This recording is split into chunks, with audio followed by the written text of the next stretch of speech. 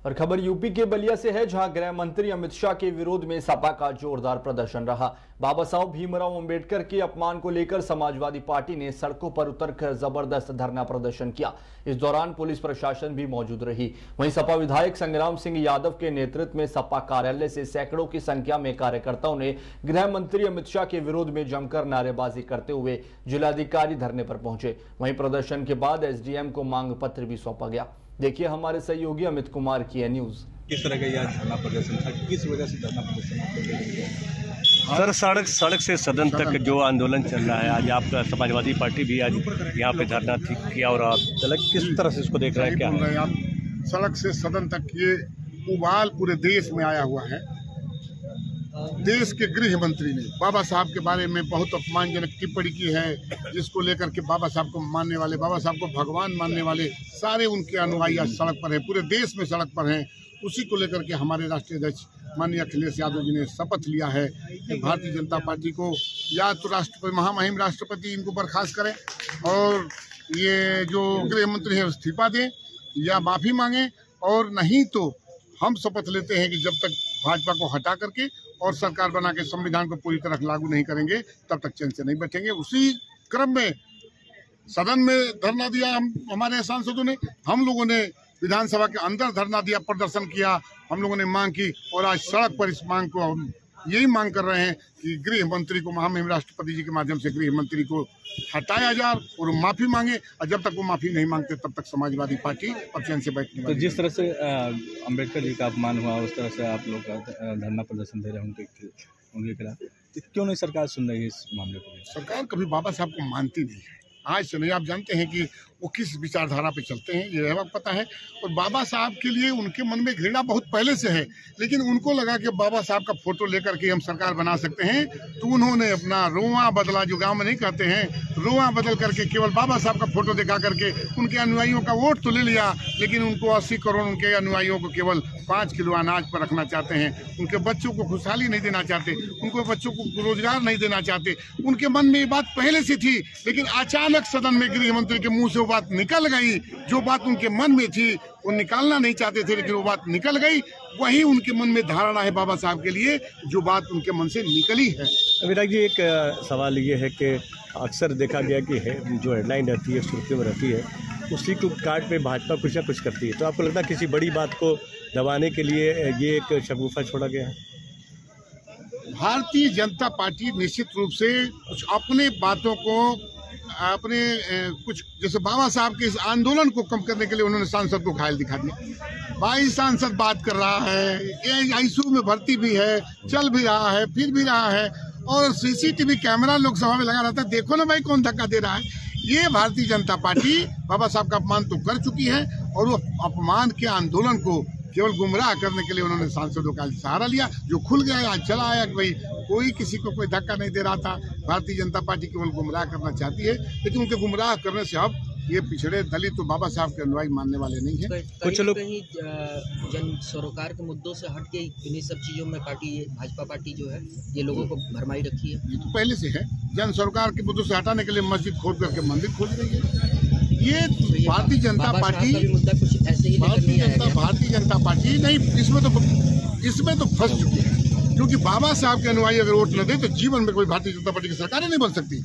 इसमें तो फंस चुकी है, उनके मन से निकल चुका है, जिसको बहुत दबा के रखते थे, गुस्से में गृह मंत्री से निकल गया बाबा साहब। विधायक जी, जिस तरह से तो जिस तरीके से देखा जाए कि राहुल गांधी के ऊपर जिस तरीके से एफआईआर हुआ, क्या कहेंगे आप लोग? ये बाबा साहब के आंदोलन के डाइवर्ट करने के लिए ये काम कर रहे हैं। निश्चित रूप से कुछ और करना चाहेंगे, हो सकता है आगे कुछ और निकालेंगे, लेकिन अब ये बाबा साहब के जो अनुयायी है वो समझ चुके हैं कि इन्होंने अपमान किया है, तो कोई अब मानने वाला नहीं है, न कोई चुप होने वाला है। अब उनको जाना पड़ेगा निश्चित रूप से। 2 सवाल सर ये कि चंद्रशेखर रावत जो है अपनी भीम पार्टी जो उनकी है, और दूसरे की मायावती जी भी आंदोलित होने वाली है, जैसा कि उन्होंने बयान दिया है कि हम आंदोलन करेंगे, और चंद्रशेखर ने कहा है कि हम करोड़ों मुक्तिदाता का अपमान हुआ है, अम्बेडकर जी का अपमान कर।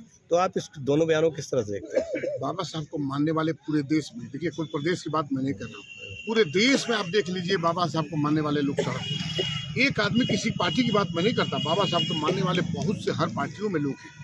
निश्चित रूप से दलित का वोट भाजपा ने भी लिया, बाबा साहब का झूठो केवल दिखा करके फोटो, लेकिन बाबा साहब के मन के बारे में जो उनके मन में भावना थी वो अचानक बाहर आई है।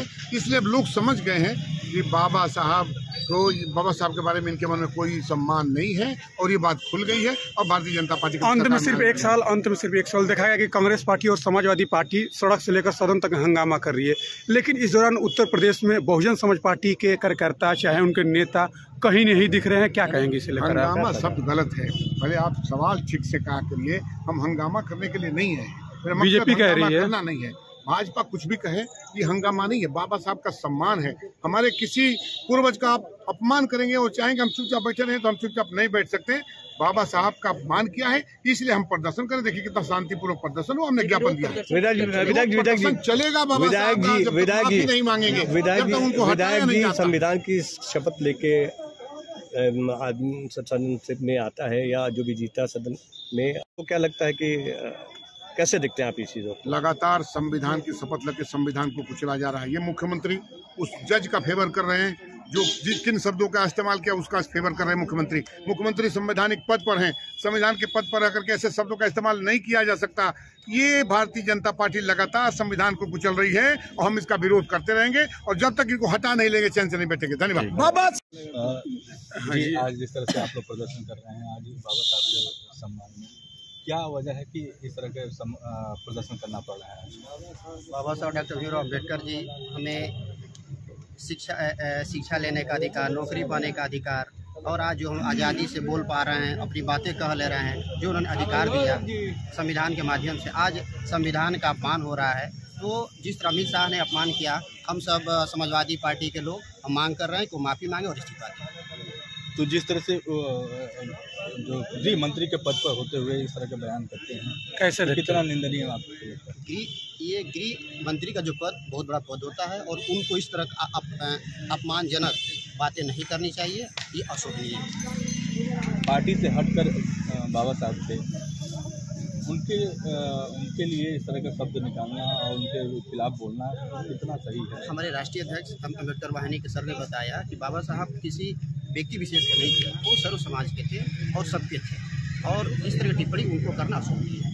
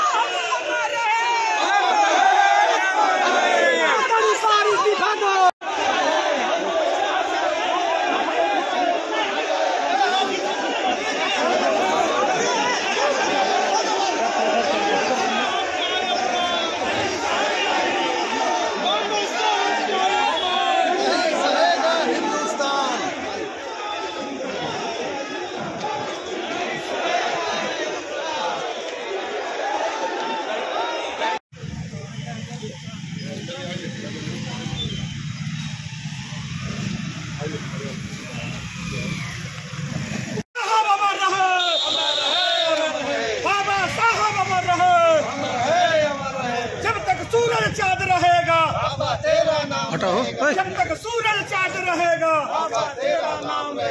जय जय जय जय जय।